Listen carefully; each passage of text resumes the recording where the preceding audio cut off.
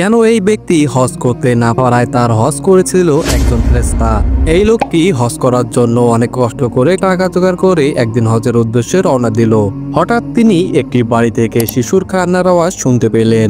এরপর লোকটি বাড়িতে ঢুকে কান্নার কারণ জিজ্ঞাসা করলেন।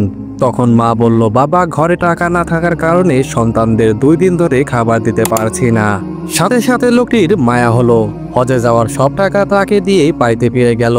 এরপর কয়েকদিন পর কাফেলার লোক হজ থেকে বাড়িতে ফিরে আসলো এবং সবাই তাকে সালাম করলো এবং সবাই আশ্চর্য হয়ে বলল, আমরা আপনাকে কাবা শরীফে জমজমের পানি পান করতে এবং শয়তানকে পাথর নিক্ষেপ করতে দেখেছি।